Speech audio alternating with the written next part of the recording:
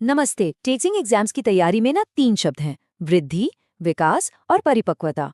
ये अक्सर बहुत कंफ्यूज करते हैं ना, पर आज हम इनको समझेंगे, वो भी एकदम बॉलीवुड स्टाइल में, ताकि ये हमेशा के लिए दिमाग में बैठ जाएं।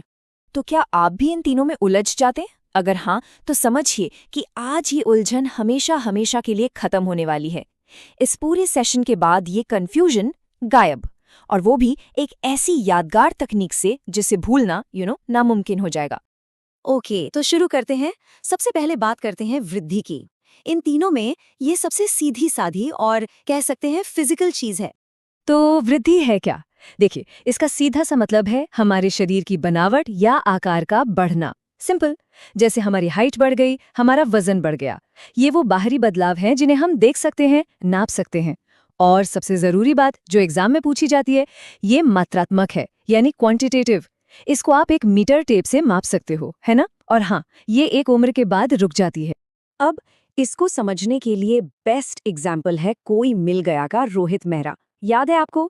रोहित का शरीर तो बड़ा हो गया, उसकी हाइट बढ़ गई, वो फिजिकली एक अडल्ट बन गया, लेकिन उसका दिमाग वो बच्चों जैसा ही रह गया। तो ये वृद्धि का एक एकदम परफेक्ट उदाहरण है। शारीरिक बढ़ोतरी तो हो रही है, पर दिमागी विकास नहीं। तो लॉजिक क्या निकला? सिंपल है, वृद्धि सिर्फ और सिर्फ शरीर के बढ़ने तक ही सीमित है, और इसका कोई फिक्स सीक्वेंस भी नहीं होता। कभी किसी की हाइट तेजी से बढ़ जाती है, तो कभी वजन। ये हमेशा एक सीधी लाइन में नहीं चलती। तो एग्जाम के लिए टेक अवे क्या है? वृद्धि मतलब फिजिकल नाप तोल। चलिए, वृद्धि तो समझ आ गई। अब बात करते हैं विकास की। और ये सिर्फ शारीरिक बदलाव की कहानी नहीं है, ये एक कहीं ज्यादा बड़ी एक पूरी कहानी है। तो विकास का मतलब है हमारे अंदर के बदलाव, मेंटल, सोशल, इमोशनल, इंटेलेक्चुअल, इन सभी पहलुओं में मैच्योर होना। और वृद्धि से अलग विकास जिंदगी भर चलता है।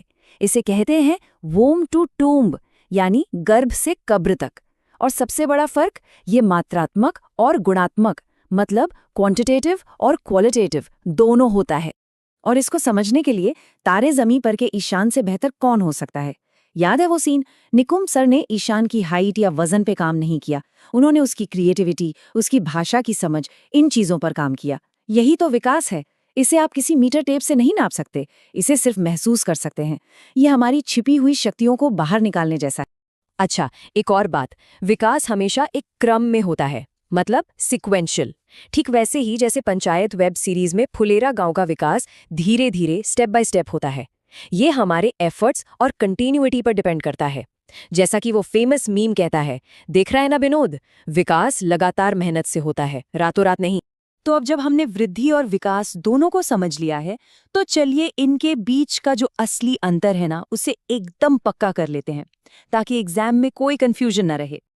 देखिए, वृद्धि सिर्फ फिजिकल है, जबकि विकास ओवरऑल है। वृद्धि सिर्फ क्वांटिटेटिव है, जिसे नाप सकते हैं, जबकि विकास क्वांटिटेटिव और क्वालिटेटिव दोनों हैं। और सबसे बड़ा अंतर, वृद्धि एक टाइम पर रुक जाती है, पर विकास वो तो लाइफ लॉन्ग चलता है। इसे पीके के लॉजिक से समझिए। कोई मोटा हो रहा है तो ये उसकी वृद्धि है, पर जरूरी नहीं कि वो बुद्धिमान भी हो रहा हो, वो विकास है।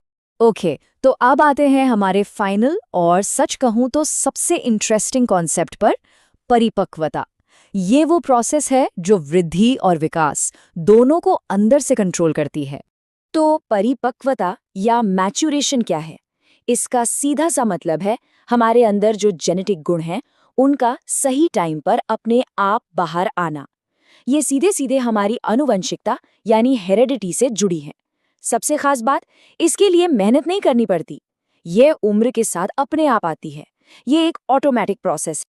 और यहाँ पर कोटा फैक्ट्री के जीतू भैया की वो बात एकदम फिट बैठती है, इतनी जल्दी मत करो, परिपक्वता अपने आप आ जाएगी, है ना? मैच्योरिटी वो चीज़ है जिसे आप जबरदस्ती नहीं ला सकते। कुछ एबिलिटीज, कुछ गुण वो सही टाइम आने पर ही डेवलप होते हैं। ये बस टाइम का खेल है। इसका लॉजिक ना बहुत सिंपल है। सोचिए, जैसे एक कच्चा फल, वो अपने टाइम पर ही पकता है ना, आप उसे खींचकर पका नहीं सकते। ठीक वैसे ही परिपक्वता भी टाइम लेती है। जब एक छोटा बच्चा बड़ों के जूते पहनने की कोशिश करता है, वो क्या है? वो अपरिपक्वता का सबसे अच्छा उदाहरण है। इसे सिखाया नहीं जा सकता, ये टाइम के साथ खुद ब खुद आती है। चलिए, अब इन सारी बातों को एक साथ समेट लेते हैं। ये जो अगली स्लाइड है ना, ये एग्जाम की तैयारी के लिए रामबाण है। इसे बहुत ध्यान से देखिएगा। तो ये रहा हमारा एग्जाम मेमोरी फ्रेम। चलिए एक एक करके देखते हैं। पहला शब्द है वृद्धि। इसका शॉर्टकट ट्रिक क्या है? जिसे नाप सकें, जैसे वजन या हाइट। और बॉलीवुड कनेक्शन, कोई मिल गया का रोहित मेहरा। सिंपल। दूसरा शब्द विकास। शॉर्टकट ट्रिक, जिसे समझ सकें, जैसे किसी में सामाजिक बदलाव आना। बॉलीवुड कनेक्शन, पंचायत में गांव का धीरे धीरे होता हुआ बदलाव। और तीसरा परिपक्वता। शॉर्टकट ट्रिक, जो जीन्स से आए, जो ऑटोमेटिक हो। बॉलीवुड कनेक्शन, जीतू भैया का सयानापन, उनकी मैच्योरिटी। बस इस टेबल को दिमाग में बिठा लीजिए और ये तीनों कॉन्सेप्ट्स हमेशा के लिए क्लियर हो जाएंगे।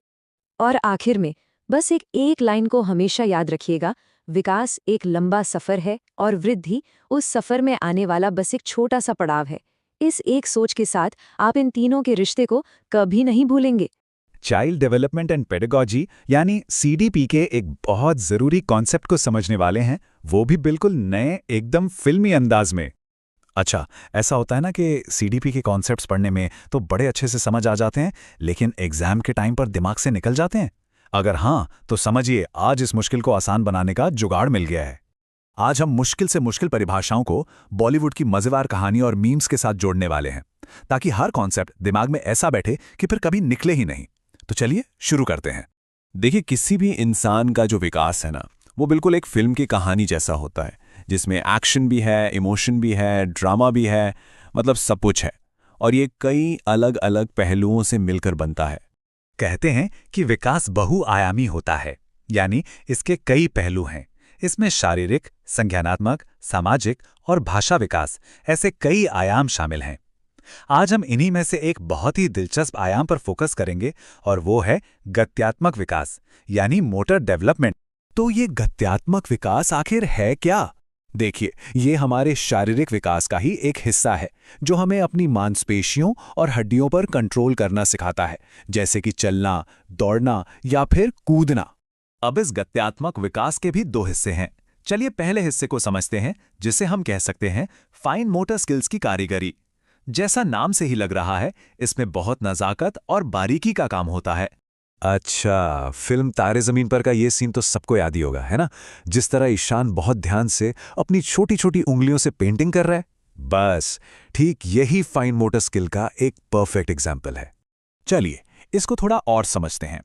फैक्ट ये है कि इसमें हमारी छोटी मांसपेशियों, मतलब मसल्स का कम इस्तेमाल होता है। सोचिए, एक कलाकार है जो बहुत बारीकी से अपनी उंगलियों का इस्तेमाल करके किसी तस्वीर में रंग भर रहा है। अब इसे याद रखने की ट्रिक बहुत आसान है। फाइन मतलब फाइन आर्ट्स, और फाइन आर्ट्स में कैसा काम होता है? बारीक काम, जैसे लिखना, रंग भरना या रोटी तोड़ना। और अब सबसे जरूरी बात, एग्जाम के लिए इन शब्दों को दिमाग में फिट कर लीजिए।